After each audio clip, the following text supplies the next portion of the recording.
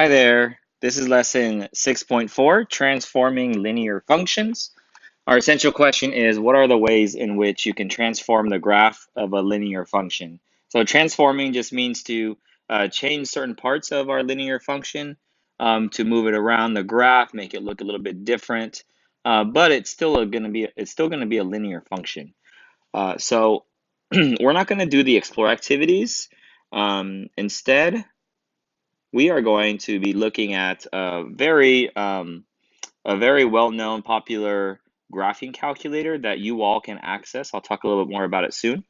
But we are going to be looking at the function y equals mx plus b, and looking at what happens when we change the parameters of the function. Meaning, if I were to have just make up a function and it had a certain slope, it had a certain y-intercept. What happens when I change the slope?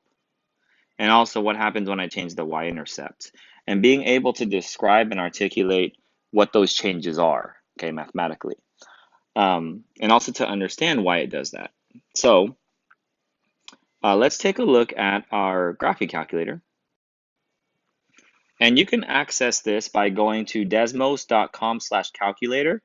This type of graphing calculator, in fact, this company Desmos, it is a free calculator that you can use, has a ton of functions, more than what you're going to need right now, because you're going to start getting into much more complex functions as you get up into higher math. But this company actually has its graphing calculator used by things like the SBAC and other types of standardized testing are starting to use it a lot more. So it's good to get a handle of what this graphing calculator is like and what it's capable of. So I'm going to type in a function in here, something like y. And if you were to pull this up yourself, you can try to do the same things that I'm doing. If I put in something like y equals x, okay, this is what we call the parent function of linear equations, the parent linear function. That's because it has a slope of 1. So I'm going to put a 1 here. And you can see it's the same exact line. And also, it has this y-intercept of 0. So you can see I also got the same thing there.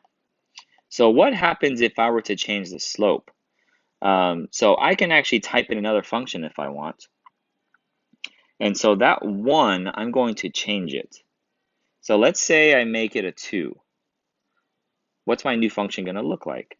So let's try it out. So if I do, in fact, instead of me typing in a new function, I'm going to do this. This is another cool feature that this thing has.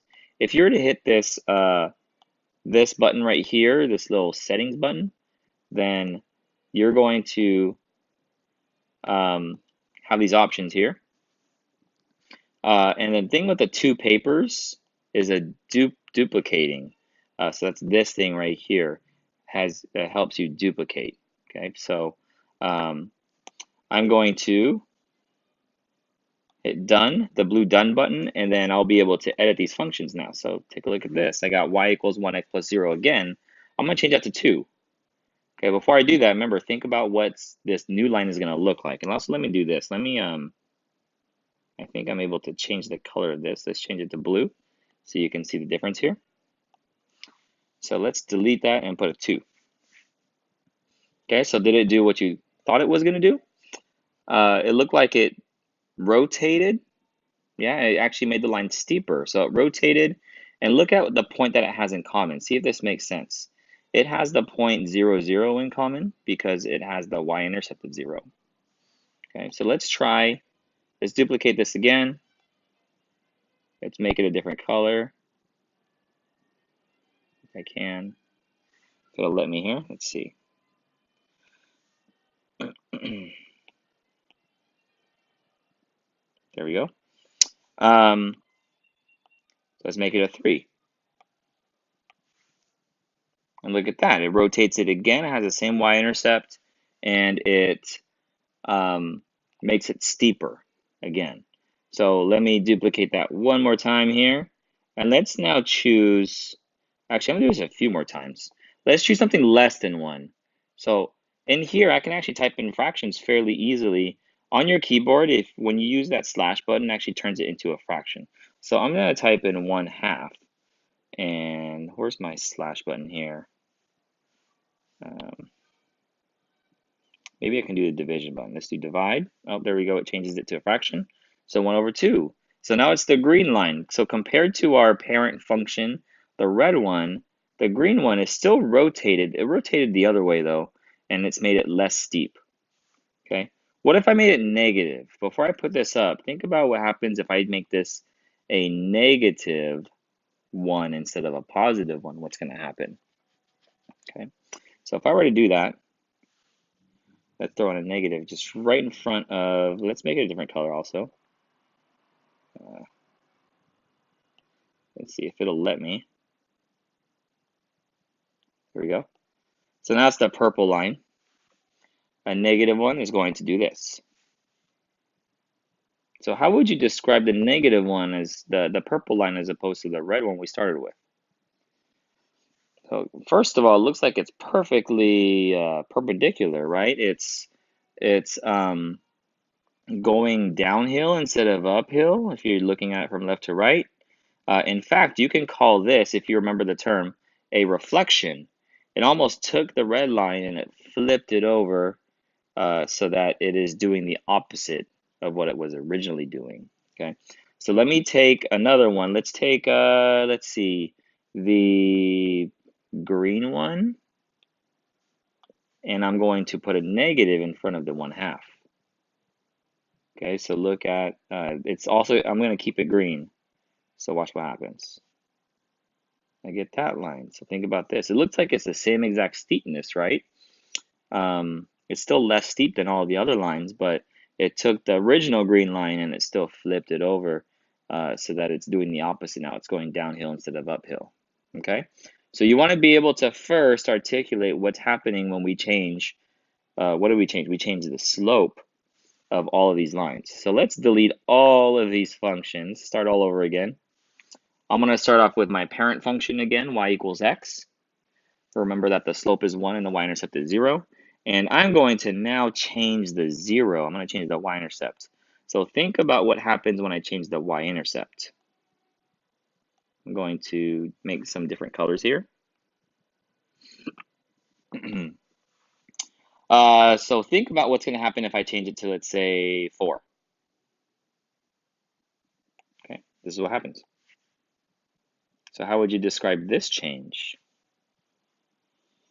I talked about rotations and reflections. That goes back to last year when you're learning about transformations.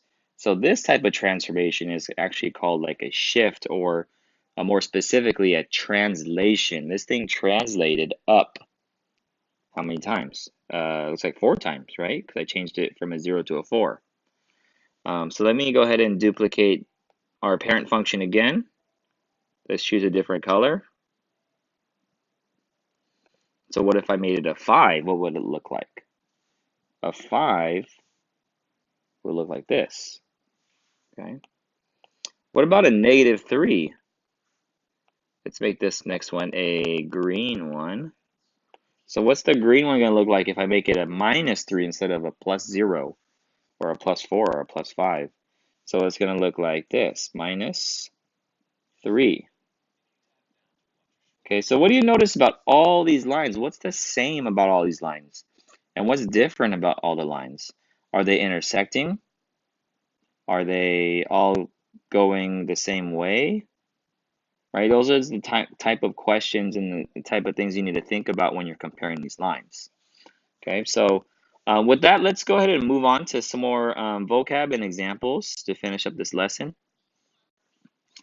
So I'm going to skip this next page and go on to page 271 where you see some highlighted things I'm going to mention. A family of functions. The family of functions that we're going to deal with is linear functions. So all linear functions belong to the same family of functions, and we just call it linear. Okay, the parent function is the function y equals x, and it's where the slope is 1 and the y-intercept is 0. Okay, everything comes from the parent function and doing things to the parent function, right? If we can get any linear function by transforming the parent function. And then lastly, just like I mentioned, when we transform our parent function, we're changing what's called the parameters. The parameters are the slope and y-intercept. If we're to change either or both of those two parameters, we can get any linear function we want. Okay, so this is just some terminology that you're going to see as you go through the practice or the homework, so that you know exactly what they're talking about. Let's go direct to an example on page 273. So part B up at the top, the gym increases its monthly membership fee. What change did you make to the graph C of t equals 25t plus 50 to represent an increased monthly fee? I increased the slope, but the y-intercept remained the same. So that means if you changed it, let's just make up what the function could look like if we increase the monthly membership fee. So monthly, right, this is as opposed to the initial membership or initial fee. The monthly one is the 25. So let's increase it to make up a number here. Let's say we increase it to, I don't know, 50 bucks a month, and then $50, the y-intercept still stays the same. So that means that this new function right here is still going to start at 50, and instead of going up $25 every month, it's going to go up $50 every month. So after 1 month, it's going to be 100. After 2 months, it's going to be 150. 3 months, it's going to be 200. So how would you describe the difference in graphs for these? And also what they have in common, right? That's important to mention. So they do start at the same place. They still have the same initial fee, but you can see this one clearly after the initial fee is higher. So it's more steep, and this one is a lower steepness, so it's going to be less expensive. Okay, and then let's take a look at the your turn down here. Determine what will happen to the graph of the original function when the described changes occur. So number 6, once a year, the gym offers a special in which the one-time fee for joining is waived for new members. What impact does this special offer have on the graph of the original function C of t equals 25t plus 50? So it's important that you understand what the one-time fee for joining is waived for new members. Okay, so this just happens once a year. Well, this means that the initial or the one-time fee equals $0. So how is that going to impact the graph of this? All right, so we're going to have C of t equals 25t plus 0. And I don't need to write the plus 0 because it doesn't do anything. So one way you can describe this is that since the new y-intercept 50 is now 0, right, this right here, that means it's going to shift down because it's still the same slope, right? It's going to be shifted down. So I'm actually going to show this on the graph just right up top here. It's going to look like, if I were to copy this line right here, this red line, all that we'd have to do is take this and then, oops, and then just shift it down, right? So it's going to look more like this. I'm trying to draw as accurately as I can. So just like that. Okay, number 7. Suppose the gym increases its one-time joining fee and decreases its monthly membership fee.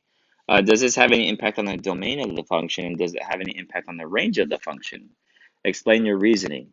So I'm not going to do the explaining part because I want you to think more about this. If I have C, if I have C of t is currently 25t plus 50. So what if I were to increase the one-time fee, that's the 50, and then decrease, so I'm going to increase this, and then decrease the monthly membership fee. So what might it look like? The best way to investigate or explore this is just to come up with numbers that would satisfy it. So decrease the monthly membership fee, we can change it to, I don't know, 20. Oops, didn't quite write what I wanted it to. So let's say 20t plus, I don't know, we're going to increase the initial fee. So let's just say 75. So think about this. The domain is the time in months. Is the months going to change? Am I still going to be paying a fee for 1 month and for 2 months and for 3 months, 4 months, and so on? So I'm going to say the domain stays the same for both, right? For both functions. Think about how you would explain that. Well, what about the range? If I were to do, let's just say 1 month only. If I'm going to pay 1 month, C of 1 for my first function is $75, right? That's for 1 month. But C of 1 here is going to be $95.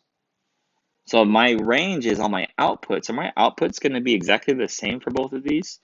No, it's not going to. And you can certainly use specific examples to explain that. So you're going to say something like the range is going to be different when you change the monthly membership and also the one-time fee. Okay, and again, think about how you might elaborate on that if you needed to explain more. Okay, that's going to be it for this lesson. Thank you so much for watching. Have a great day.